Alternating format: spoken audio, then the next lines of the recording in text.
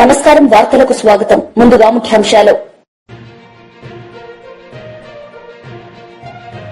Deputy CM బట్టి Vikramarka press meet, పలు అంశాలపై వివరణ.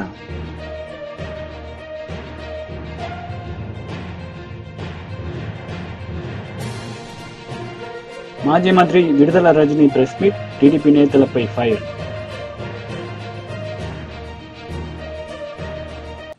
మంత్రి నారా లోకేష్ పాలిటెక్ ఫెస్ట్ 2024-25లో పాల్గొన్నారు. ఈ సందర్భంగా ఆయన మాట్లాడారు.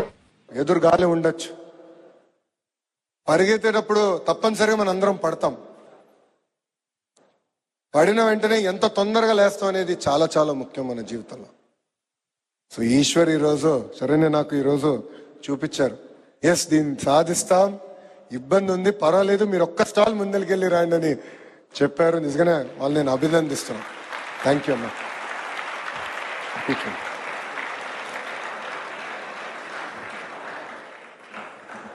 ఈరోజు దాదాపు 1256 ప్రాజెక్టులు చూపించారు. దాంట్లో 249 టాప్ ప్రాజెక్టులు ఏకంగా స్టేట్ లెవెల్కి తీసుకొచ్చారు. వాళ్ళందరినీ నేను హృదయపూర్వకంగా అభినందిస్తున్నాను.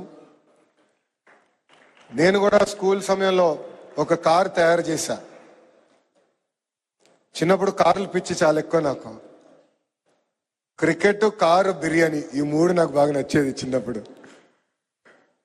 నేను కూడా కారు తయారు చేసినప్పుడు మొన్నటి వరకు అనుకున్నా కారు తయారు చేశాను చిన్నప్పుడు అని. కానీ మీ ప్రాజెక్టులు చూస్తే అది వేస్ట్ అని తెలిపోయింది.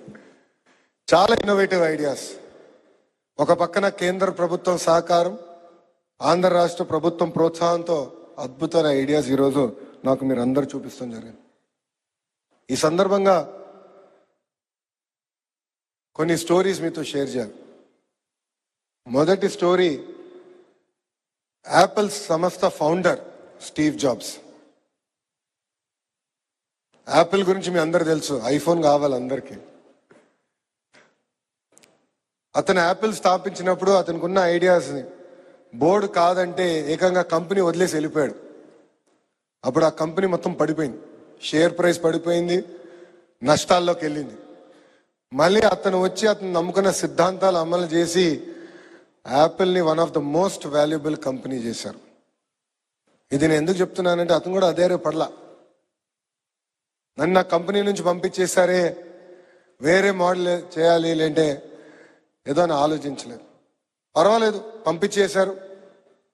వెళ్ళి ఇంకో కంపెనీ స్టార్ట్ చేసి కంపెనీ బోర్డ్ ఆఫ్ డైరెక్టర్స్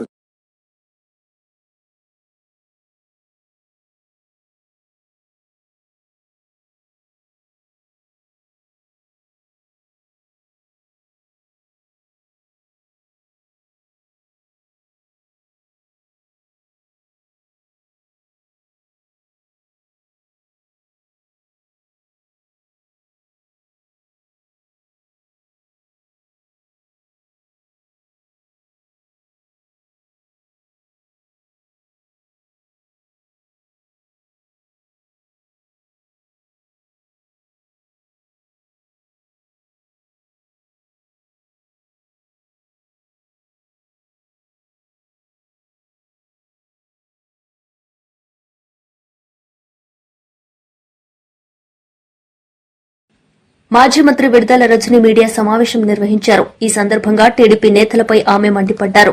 పేదవాడికి కూడా అందించడమే దీని యొక్క ప్రథమ లక్ష్యం అని చెప్పి మరి ఎంతో మానవత్వంతో ఈ యొక్క గొప్ప కార్యక్రమాన్ని మరి రూపొందించి ఆరోగ్యశ్రీ అని చెప్పి కొన్ని లక్షల మందిని వారి యొక్క ప్రాణాన్ని కాపాడినటువంటి కార్యక్రమమే ఈ ఆరోగ్యశ్రీ పథకం.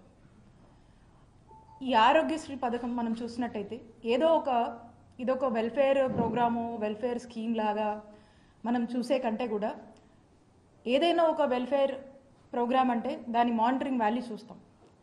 కానీ ఈ ప్రోగ్రామ్ చూసినట్టయితే దీంతో ఇది ఒక మానిటరింగ్ వాల్యూతో పాటు ఒక ఎమోషనల్ వాల్యూ కూడా ఉన్నటువంటి, అంత శాంక్టిటీ ఉన్నటువంటి ప్రోగ్రామ్గా ఆరోగ్యశ్రీని చూడాల్సినటువంటి అవసరం ఉంది. మరి ఇదే కార్యక్రమాన్ని, ఈ గొప్ప మానవత్వంతో కూడినటువంటి ఈ కార్యక్రమాన్ని దీన్ని నిజం చేస్తూ వైఎస్ఆర్ గారు తీసుకొచ్చినటువంటి ఈ కార్యక్రమాన్ని పేదలకు ఎంతో మంచి చేస్తుందనేటువంటి ఒక గొప్ప లక్ష్యం ఉన్నటువంటి ఈ కార్యక్రమంగా దీన్ని మా నాయకుడు జగన్మోహన్ రెడ్డి గారు దీన్ని మరింత స్ట్రెంథన్ చేస్తూ మరి మేము అధికారంలోకి వచ్చిన దగ్గర నుంచి ఏ విధంగా అడుగులు ముందుకు వేశారో రాష్ట్ర ప్రజలందరికీ కూడా తెలుసు. జగన్మోహన్ రెడ్డి గారు అధికారంలోకి వచ్చే నాటికి 1059 ఉన్నటువంటి ఈ ఆరోగ్యశ్రీ ప్రొసీజర్స్ ఏవైతే ఉన్నాయో వాటిని 3257 ప్రొసీజర్స్కి పెంచినటువంటి ఘనత జగనన్న ప్రభుత్వానికి దక్కుతుంది. అలాగే నెట్వర్క్ హాస్పిటల్స్ 919 నెట్వర్క్ హాస్పిటల్స్ ఉండేవి మేము అధికారంలోకి వచ్చే నాటికి. మరి వాటిని 2300 హాస్పిటల్స్గా కూడా విస్తరించడం జరిగింది జగనన్న ప్రభుత్వంలో. అలాగే ఆరోగ్యశ్రీ ఏదైతే 5 లక్షల వరకు వర్తింపు ఉండిందో, 5 లక్షలకే పరిమితం ఉండిందో దాన్ని 25 లక్షల వరకు కూడా పెంచి నటువంటి ఘనత జగన్మోహన్ రెడ్డి గారి ప్రభుత్వానికి దక్కుతుంది. అలా మనం ఏది చూసినా కూడా జగనన్న ఆనాడు వైఎస్ఆర్ గారు ఏదైతే ఒక ఆలోచనతో ముందుకు వెళ్లారో దాన్ని మరింత మరింత మరింత స్ట్రెంథెన్ చేస్తూ ఈ రాష్ట్ర ప్రజల ఆరోగ్యం ప్రభుత్వానిదే బాధ్యత.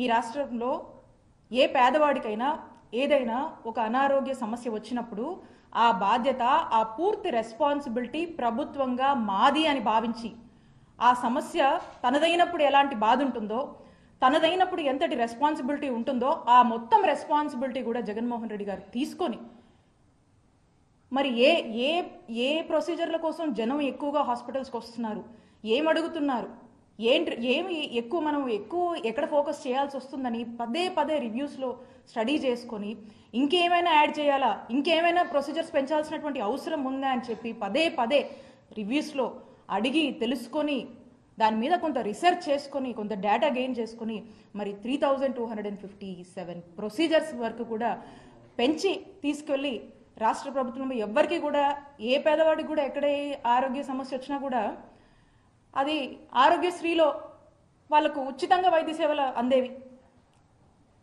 సో ఈ విధంగా ప్రతి దానికి కూడా ప్రయారిటీ ఇచ్చి ప్రతి ప్రొసీజర్ని కూడా 1-2 సార్లు స్టడీ చేసి ఎక్కడ కూడా పేదవాడు జోబులోంచి ₹1 ఖర్చు అవ్వద్దు అనేటువంటి ఒక ఆలోచనతో పేదవాడికి పూర్తిగా ఉచితంగా నాణ్యమైన వైద్యం అందించాలని మరి ఈ విధమైనటువంటి ఇన్ఫ్రాస్ట్రక్చర్ లే చేసి దానికి అన్ని విధాలుగా కూడా సమకూర్చి మరి పేదవాడు వారి కుటుంబం సంతోషంగా ఉండాలి, ఆరోగ్య ఆంధ్రప్రదేశ్ లక్ష్యంగా ఏ విధంగా జగనన్న ప్రభుత్వంలో మనం అడుగులు ముందుకు వేశామో మీ అందరికీ కూడా తెలుసు. మరి ఈ రోజున మనం చూస్తూ ఉన్నాము, ఈరోజు నెట్వర్క్ హాస్పిటల్స్, ఈ నెట్వర్క్ హాస్పిటల్స్కి కూటమి ప్రభుత్వం 3000 కోట్లు ఈ నెట్వర్క్ హాస్పిటల్స్కి పెండింగ్ బిల్స్ ఉన్నాయి. ఇవి చెల్లించాల్సినటువంటి అవసరం బాధ్యత చంద్రబాబు నాయుడు గారి నాయకత్వంలోని ఈ కూటమి ప్రభుత్వం మీద ఉంది. వీళ్ళు చెల్లించకుండా ఈ రోజున రాష్ట్రంలో పరిస్థితి చూస్తున్నారు. ఈ రోజున పరిస్థితి ఏంటి? నెట్వర్క్ హాస్పిటల్స్ అన్నీ కూడా వాళ్ళ సర్వీస్. మాజీ మంత్రి ఎమ్మెల్యే కేటీఆర్ మీడియా సమావేశం నిర్వహించారు. ఈ సందర్భంగా ఆయన మాట్లాడారు. ఆయన ఇయని స్టేట్మెంట్ ఇచ్చినట్టు బుకాయించి వెంటనే మీడియాలో లీకులు ఇచ్చే దౌర్భాగ్యులు మీరు. నేను నమ్మను మిమ్మల్ని. మా లాయర్ బరాబర్ ఉండాలని అడిగిన. రేపు అందుకే కోర్టుకు కూడా పోతున్నా, హైకోర్టుకు కూడా. నాకు న్యాయవాదుల సమక్షంలో విచారణ జరగాలి అని కోరుతూ హైకోర్టుకు పోతున్నా. తప్పేమున్నది అందులో? న్యాయ వ్యవస్థను తప్పకుండా నాకు ఇవాళ ప్రాధేయపడి వారిని అడిగి నాకు ఈ దుర్మార్గుల నుంచి చట్టపరమైన రక్షణ కల్పించడానికి అడుగుతున్నాను. నేనేం వేరే అడుగుతలేను కదా, ఆ పని చేస్తున్నారు. దానికి కూడా కాంగ్రెస్ వాళ్ళకు ఏమేమో ఆగమాగం అయిపోతున్నారు. ఇక కొంతమంది మంత్రులు అయితే వాళ్ళే న్యాయమూర్తులు అయిపోతున్నారు, వాళ్ళే శిక్షలు ఇస్తున్నారు, వాళ్ళే చెప్పేస్తున్నారు నెక్స్ట్ ఏం జరగబోతుంది, ఇదేమవుతుంది అదేమవుతుంది. వాళ్ళకి నేను చెప్తా ఉన్నా, ట్రయల్ మీడియాలో జరగదు, ట్రయల్ సెక్రటేరియట్లో జరగదు, ట్రయల్ మంత్రుల పేషీల్లో జరగదు, ట్రయల్ న్యాయస్థానాల్లోనే జరుగుతుంది. గతంలో మీరు ఇట్లాంటివి అనుభవాలు ఎదుర్కొన్నప్పుడు మీరు కూడా కోర్టుకే పోయినారు, మేము కూడా ఇప్పుడు కోర్టుకే పోతున్నాం. దానికి ఇంత గగురుపాటు ఉలికిపాటు ఎందుకో మంత్రులకు నాకు అర్థం కావడం లేదు. మళ్ళా చెప్తా ఉన్నా, అరపైసా అవినీతి కూడా జరగలేదు, రూపాయి అవినీతి కూడా జరగలేదు. మళ్ళీ చెప్తా ఉన్నా, తెలంగాణ కోసం, తెలంగాణ ఇమేజ్ను ఆకాశం అంత ఎత్తుకు తీసుకుపోవడం కోసం, భారతదేశంలో మాత్రమే కాదు ప్రపంచ పటంలో హైదరాబాద్ని ఒక విశ్వనగరంగా ప్రతిష్ఠించడం కోసం తీసుకున్న నిర్ణయం తప్ప ఏమీ ఆశించి కానీ మీలాగా ఏదో వెనకాల గుడుపుటాన్ని చేసుకొని చేసిన పని కానే కాదు. ఇక్కడ మొబిలిటీకి కేంద్రంగా భవిష్యత్తులో ఎలక్ట్రిక్ వాహనాలు ఏవైతే వస్తున్నాయో వాటన్నిటికీ ప్రధాన కేంద్రంగా హైదరాబాద్ను తెలంగాణను తీర్చిదిద్దాలనే ఒక ఉత్కృష్టమైన ఆలోచన చేసినాం తప్ప మీలాగా నికృష్టమైన ఆలోచనలు మాకు లేవు. మళ్ళీ చెప్తా ఉంది, మీలాగా దివాలాకోరు పనులు చేయాల్సిన కర్మ మాకు లేదు. 110% మళ్ళీ చెప్తున్నా, మీరు ఏ రకంగా వచ్చినా ఏ విచారణకు రమ్మన్నా నేను వస్తాను. ఎల్లుండి 9వ తారీఖు నాడు కూడా లాయర్లతో మరి రేపు హైకోర్టు రిలీఫ్ ఇస్తే, నాకు అవకాశం ఇస్తే, హైకోర్టు మా వాదనను మన్నిస్తే, లాయర్లను అనుమతిస్తే లాయర్లతో పోతా అటెండ్ అవుతాను. ఈడీ కూడా పిలిచింది 16వ తారీఖు నాడు, తప్పకుండా వారి దగ్గర కూడా పోతాను. వారు కూడా ఏమడిగినా సమాధానం చెప్పడానికి నేను రెడీగా ఉన్నాను. నాకు దాపరికము లేదు, నాకు దాయాల్సింది కూడా ఏం లేదు. నిజాయితీకి ధైర్యం ఎక్కువ. తప్పకుండా నేను ముమ్మాటికి ఒక తెలంగాణ బిడ్డగా, రేషం గల్ల బిడ్డగా, ఏ తప్పు చేయని అనా పైసా అవినీతి చేయని బిడ్డగా చెప్తా ఉన్నా, ఏ విచారణ అనేది ఎదుర్కోవడానికి నేను సిద్ధం. ఇందులో శశబిషలు లేవు. ఈరోజు కొంతమంది ఏదైతే శునకానందం పొందుతున్నారు, ఏదో జరిగిపోయింది వాళ్ళకు కూడా నేను చెప్తా ఉన్నా, ఇది కేవలం ఆరంభం మాత్రమే. ఒక మీ పిటిషన్ను మీ విచారణను కొనసాగించుకోమని చెప్పింది హైకోర్టు తప్ప, హైకోర్టు ఏమీ నాకు శిక్ష వేయలేదు, నేనేం నేరం చేసినా అని చెప్పలేదు, లేదా నేనేదో తప్పు చేసినట్టు అంతకంటే చెప్పలేదు, కనీసం స్కామ్ అన్న మాటను కూడా వాడలేదు. కాబట్టి నేను పాత్రికేయ మిత్రులను కూడా కోరుతా ఉన్నా, ఇదిగో పులి అంటే అదిగో తోక, దయచేసి ఆగం కాకండి. ముఖ్యమంత్రి నోట్లకెళ్ళి వచ్చేటి అన్నీ వేదవాక్కులు కావు. ఆయన చెప్పేటి, ఆయన ముఖ్యమంత్రి ఆఫీస్కి వెళ్ళి వచ్చేటిదన్నీ లీకులన్నీ అవేమి భగవద్గీత సూక్తులు కావు. చాలా లీకులు ఇస్తూ ఉన్నారు. ధైర్యంగా డైరెక్ట్గా చెప్పే ధైర్యం లేదు. నేను ఇంకొక మాట అడుగుతున్నా, మాకు ప్రత్యామ్నాయం ఏముందండి? అసెంబ్లీ సమావేశాలు జరుగుతున్నాయి, మేము అడిగినాం, చర్చ పెట్టి. మాజీ మంత్రి శ్రీనివాస్ గౌడ్ మీడియా సమావేశం నిర్వహించారు. ఈ సందర్భంగా ఆయన మాట్లాడారు. ఆలోచన తప్ప, తెలంగాణ ప్రతిష్టను దెబ్బతీయడం తప్ప వేరే ఆలోచన లేదు. 10 సంవత్సరాలు కష్టపడి తెలంగాణను ఎక్కడి నుంచి ఎక్కడ తీసుకుపోయినాం. అటు వ్యవసాయం తీసుకున్నా, ఇండస్ట్రీ తీసుకున్నా, తెలంగాణలో అనేక అంశాలపైన 10 సంవత్సరాలు ఒక 100 సార్లైన కేంద్రంలోని అధికారులు, కేంద్ర మంత్రులు హైదరాబాద్కు వచ్చి తెలంగాణ మాదిరిగా మనం కూడా రాష్ట్రాలు చేయాలని చెప్పి అధ్యయనం చేసిపోయినాయి. మరి 10 సంవత్సరాలు అధికారంలో ఉన్నప్పుడు దేశం మోడల్గా ఉండాలి, తెలంగాణ మోడల్గా ఉండాలని అనేక రాష్ట్రాల్లో వాళ్ళ ఎలక్షన్స్లో మేనిఫెస్టోలో కూడా మేము అధికారంలోకి వస్తే తెలంగాణ మాదిరిగా ఇంటింటికి నీళ్ళు ఇస్తాం, తెలంగాణ మాదిరిగా కళ్యాణ లక్ష్మి ఇస్తాం, తెలంగాణ మాదిరిగా అగ్రికల్చర్ డెవలప్ చేస్తాం, రైతు బంధు ఇస్తామని చెప్పుకున్నారు. మరి ఇలా అంతకన్నా బ్రహ్మాండంగా చేస్తామని చెప్పి వచ్చి దాని మీద దృష్టి పెట్టకుండా ఇలా ఫార్ములా ఇది ఎవరికి పడితే వాళ్ళకి ఇవ్వరు. క్రికెట్ ఆడాలన్నా కూడా ఏదో మామూలు స్టేడియంలో రమ్మంటే మామూలు ఐపీఎల్ కూడా రాడు. ప్రపంచంలో కొన్ని దేశాలకు మాత్రమే ఇది పరిమితం. కొన్ని దేశాలు చేస్తుందనే నమ్మకం ఉంటేనే వాళ్ళు వస్తారు. దానివల్ల 700 కోట్ల పైగా ఇండైరెక్ట్గా తెలంగాణకు లాభం జరిగింది.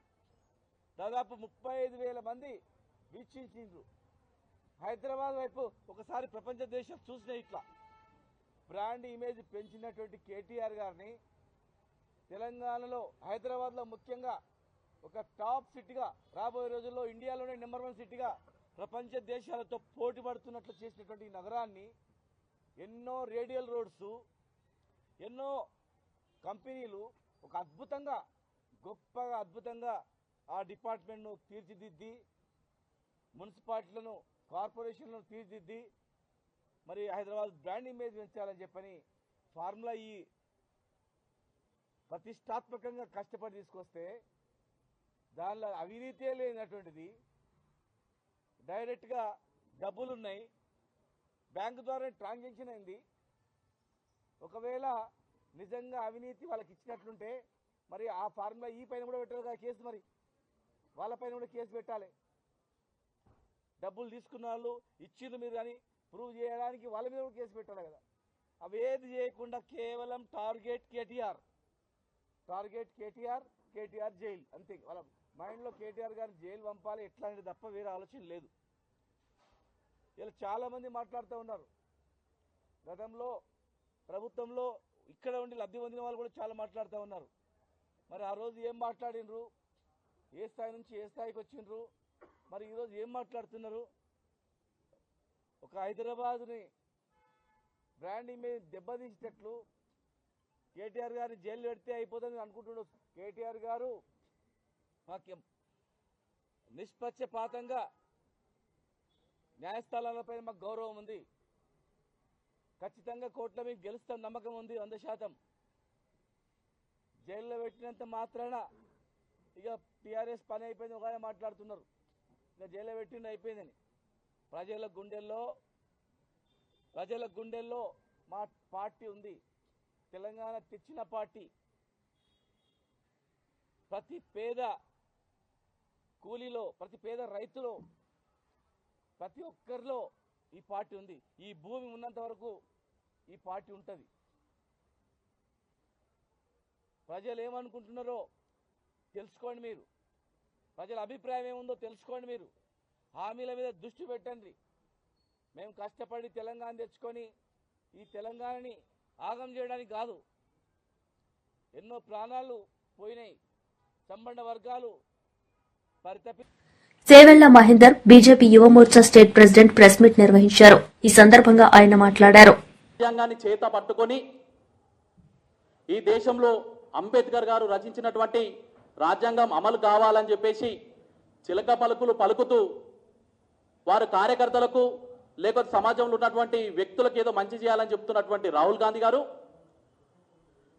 ఈరోజు అదే రాజ్యాంగాన్ని కూని చేసే విధంగా మీ యొక్క కార్యకర్తల యొక్క చర్యని మీరు గమనిస్తున్నారా అని చెప్పేసి మేము అడుగుతున్నాం. ఇప్పుడే కాదు, గతంలో కూడా రేవంత్ రెడ్డి గారు ముఖ్యమంత్రి యొక్క హయాంలో, మరి ముఖ్యమంత్రి యొక్క కనుసైగల్లో ఈరోజు ఉసికలిపి మా రాష్ట్ర కార్యాలయం పైన దాడి చేయడమే కాకుండా రాష్ట్ర కార్యాలయంలో ఉన్నటువంటి ప్రజలపైన, నాయకులపైన సమస్యలని చెప్పుకుందామని వచ్చినటువంటి సామాన్యమైనటువంటి ప్రజలపైన దాడికి ఈరోజు మీ కార్యకర్తలు పూనుకురారని చెప్పి సందర్భంగా తెలియజేస్తున్నాను. దాడి అంటే ఆషామాషి దాడి కాదు. ప్రీ ప్లాన్గా గత 2 రోజులుగా ప్లాన్ చేసుకొని ఈ రాష్ట్ర కార్యాలయాన్ని టార్గెట్ చేయాలి, ఆ రాష్ట్ర కార్యాలయంలో ఉన్నటువంటి వ్యక్తులని చంపే ప్రయత్నము ఈ కాంగ్రెస్ గుండాలు చేసిరని చెప్పేసి ఒక సందర్భంగా తెలియజేస్తున్నాను. రేవంత్ రెడ్డి గారు మీకు కనిపిస్తలేదా? నువ్వు ఎవరినైతే ఎన్నుకున్నావు నీ యూత్ కాంగ్రెస్ నాయకులు ప్రతి ఒక్కరు కూడా డ్రగ్స్ కార్యకర్తలు కావచ్చు, లేకపోతే లిక్కరు కార్యకర్తలు కావచ్చు, ఇట్లా చెప్పుకుంటూ పోతుంటే సంస్కారం లేనటువంటి వ్యక్తులను నువ్వు నాయకులుగా వేసుకొని ఈ సమాజం పైన దాడి చేపిస్తున్నావు, రాష్ట్ర కార్యాలయం మీద దాడి చేపిస్తున్నావు. ఈరోజు మేము ఒకటే అంటున్నాం. మీరు ఏదైతే ప్రేరేపిస్తున్నారో, మీరు ఎవరినైతే ఉసికల్పుతున్నారో వారిలాగా మా యొక్క ప్రవర్తన కనుక మారినట్లయితే రాష్ట్రంలోనే కాదు దేశవ్యాప్తంగా అనేకమైనటువంటి రాష్ట్రాలలో మేము అధికారంలో ఉన్నాం. నీ పార్టీ కానీ, నీ పార్టీ జెండా కానీ, నీ పార్టీ కార్యాలయాన్ని కూడా భూస్థాపితం చేయడానికి మా కార్యకర్తలు వెనుకడుగయ్యారు. కానీ మేమంతా కూడా ధర్మానికి, సంస్కృతి సాంప్రదాయాలన్నీ కూడా తెలిసినటువంటి వ్యక్తులం. మేమంతా కూడా మా పెద్దవాళ్ళందరూ కూడా మాకు ఒక మంచి మార్గంలో నడవాలని చెప్తున్నటువంటి వ్యక్తులు. కానీ నువ్వు నిరంతరం మా యొక్క ఓపికని ప్రశ్నించే విధంగా నీ యొక్క దుశ్చరిత్ర ఉన్నది. ఈరోజు మేము చూసినాం, మేము వీడియోలన్నింటిలో కూడా చూసినాం. మేమంతా కూడా ఎవడైతే జోబులలో రాళ్ళు పట్టుకొని వచ్చినారు, ఈరోజు కనుక మా 2-3 కార్యకర్తలు గేటు దగ్గర ఉండి అడ్డుకోకపోయినట్లయితే వారందరూ కూడా మా రాష్ట్ర కార్యాలయంలోకి వచ్చి దాదాపుగా 2-3 చంపే ప్రయత్నము ఈరోజు జరిగిందని చెప్పేసి మేము చిన్నగా చెప్తున్నాం. ఈరోజు ఈ ప్రభుత్వాన్ని కానీ, ఈ ఇంటెలిజెన్స్ వర్గాలను కానీ మేము ఒకటే అడుగుతున్నాం. మేము ఒక దిష్టి బొమ్మ కార్యక్రమం చేయాలని చెప్పేసి మేము ఒక పిలుపునిచ్చుకుంటే రాష్ట్ర వ్యాప్తంగా అనేక మంది పోలీస్ వ్యవస్థను పెట్టి మా కార్యకర్తలందరినీ కూడా అరెస్ట్ చేపేయడానికి నీ యంత్రాంగం మొత్తం కూడా ముందరకు వచ్చింది. మరి ఈరోజు దేశాన్ని నడిపిస్తున్నటువంటి భారతీయ జనతా పార్టీకి సంబంధించినటువంటి ఒక రాష్ట్ర కార్యాలయం మీద రౌడీ ముఖాలు వచ్చి దాడి చేస్తుంటే నీ ఇంటెలిజెన్స్ మొత్తం కూడా ఎక్కడ పోయిందని చెప్పేసి నేను అడగడం జరుగుతుంది. అంటే రేవంత్ రెడ్డి గారు అనుకుంటున్నారు, చేతులు కట్టుకొని ఉంటారు, ఎప్పుడు చూడు జై శ్రీరామ్ అంటారు, మంచి మార్గంలో పోతుంటారు, వీళ్ళని ఏమన్నా కానీ ఊరుకుంటారా అని చెప్పేసి అనుకుంటే మాత్రం ఖచ్చితంగా రేవంత్ రెడ్డి నీకు హెచ్చరిస్తా ఉన్నాం. ఇక నుంచి రాబోయే రోజులలో చూసి ఊరుకునే పరిస్థితి లేదు. ఖచ్చితంగా నీ ప్రభుత్వం ఏదైతే దొంగదారిన పోతుందో, నువ్వు ఎవరినైతే రౌడీ ముఖాలని, డ్రగ్స్ కరెక్ట్ అయినటువంటి వ్యక్తులని, డ్రింకర్స్ ని ఎవరినైతే నీ పార్టీ కార్యకర్తలుగా వేసుకున్నావో వాళ్ళందరినీ కూడా రోడ్ల మీద బట్టలిప్పి ఉరికిచ్చి ప్రతి కార్యకర్త కొట్టకపోతే అడగండి అని చెప్పేసి ఒక సందర్భంగా అడుగుతున్నాం మేమంతా కూడా. ఈరోజు మేమందరం కూడా మా పార్టీ కార్యాలయం మీద దాడి. ఉప ముఖ్యమంత్రి భట్టి విక్రమార్క మీడియా సమావేశం నిర్వహించారు. ఈ సందర్భంగా ఆయన మాట్లాడారు. సాంప్రదాయాలపైన, భారతదేశంలో స్త్రీ పైన గౌరవం ఉన్నటువంటి ప్రతి ఒక్కళ్ళు కూడా ఖండించాల్సినటువంటి అవసరం ఉందని చాలా స్పష్టంగా చెప్తా ఉన్నాను. భారతీయ జనతా పార్టీ కూడా వారి యావత్ నాయకత్వం, దేశంలో ఉన్న నాయకత్వం అంతా కూడా ఈ దేశానికి క్షమాపణలు చెప్పి ఇటువంటి దిగజారుడు పరిస్థితుల్ని, దేశ సంస్కృతిని దిగజార్చే విధానంలో భారతీయ జనతా పార్టీ పోలుతున్నది సిగ్గుపడాలి.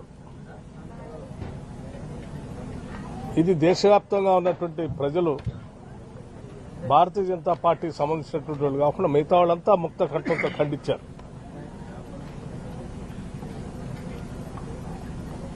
ఇది స్త్రీ పైన గౌరవం ఉన్నటువంటి వాళ్ళు, దేశం కోసం త్యాగాలు చేసి ప్రాణాలు అర్పించినటువంటి కుటుంబాలకు సంబంధించినటువంటి గౌరవ పార్లమెంట్ సభ్యురాలు గురించి ఆ రకంగా మాట్లాడటం అనేది ఈ దేశం మీద ప్రేమ, భక్తి ఉన్నటువంటి వాళ్ళు ఎవరు కూడా జీర్ణం చేసుకునేటువంటి పరిస్థితుల్లో లేరు. సో అటువంటి పరిస్థితుల్లో క్షణికావేశాల్లో కొద్దిమంది యువజన కాంగ్రెస్ నాయకులు భారతీయ జనతా పార్టీ కార్యాలయం పైన దాడి చేశారనేటువంటి వార్త తెలుసుకున్న వెంటనే మా పార్టీ అధ్యక్షుడు మహేష్ కుమార్ గౌడ్ గారు కానీ నేను వారితో కూడా మాట్లాడిన వెంటనే నాకు తెలిసి ఇక్కడ రాగా, అట్లాగే రాష్ట్ర ముఖ్యమంత్రి వాళ్ళు రేవంత్ రెడ్డి గారితో కూడా నేను మాట్లాడిన వెంటనే ఇప్పుడే నాకు తెలియగానే వారు ఎవరికీ తెలియదు అసలు ఈ సంఘటనకు సంబంధించి. కొద్దిమంది తాత్కాలికమైనటువంటి ఆవేశంతో ప్రియాంక గాంధీ గారి పైన అన్న మాటలను తట్టుకోలేక గాంధీ భవన్, అదే భారతీయ జనతా పార్టీ పైన దాడి చేసిన దాన్ని తెలుసుకొని వాళ్లు కూడా వెంటనే ఖండించారు. దాన్ని పిసిసి ప్రెసిడెంట్ గా మహేష్ కుమార్ గౌడ్ కూడా ఖండిస్తూ ప్రకటన చేశారు. ఇవాళ నేను ముఖ్యమంత్రి గారితో కూడా మాట్లాడాను. వారు కూడా చాలా స్పష్టంగా చెప్తా ఉన్నారు, మంది గాంధేయ పార్టీ, కాంగ్రెస్ పార్టీ సంస్కృతి కాదు ఇది. రాజకీయ పార్టీల కార్యాలయం పైన దాడులు చేసేటువంటి సంస్కృతి కాదు మంది. అలాగని ఎవరి మీద కూడా దాడి చేసే సంస్కృతి కాదు మంది. అహింసా మార్గంలో, గాంధీయిజంలో అవతల వాళ్ళు చేసిన తప్పుల్ని బహిరంగంగా ఎత్తి చూపుతూ ప్రజల దృష్టికి తీసుకుని వచ్చి ప్రజాస్వామ్యంలో తప్పు చేసినటువంటి వాళ్ళని ప్రజాక్షేత్రంలో దోషులుగా నిలబెట్టడం తప్ప భౌతిక దాడుల్ని ఎప్పుడు కాంగ్రెస్ పార్టీ ప్రోత్సహించదు. అట్లాగే కాంగ్రెస్ ప్రభుత్వం కూడా ప్రోత్సహించదు. ఈ రాష్ట్రంలో ఇందిరమ్మ రాజ్యం ప్రజాప్రభుత్వం పాలన చేస్తా ఉంది. ప్రజల ధన, మాన, ప్రాణాలను కాపాడేటువంటి బాధ్యత మా బాధ్యత. లా అండ్ ఆర్డర్ వరకు సంబంధించినంత వరకు ఎవరైనా ఒకటే, చట్టం తన పని చేసుకుంటూ పోతుంది.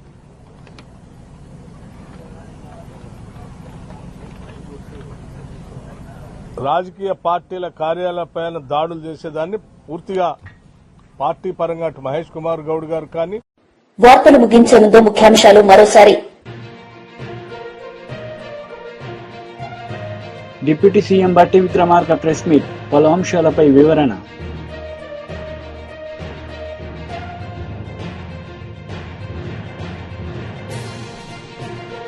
మాజీ మంత్రి విడుదల రజనీ ప్రెస్ మీట్, టీడీపీ నేతలపై ఫైర్.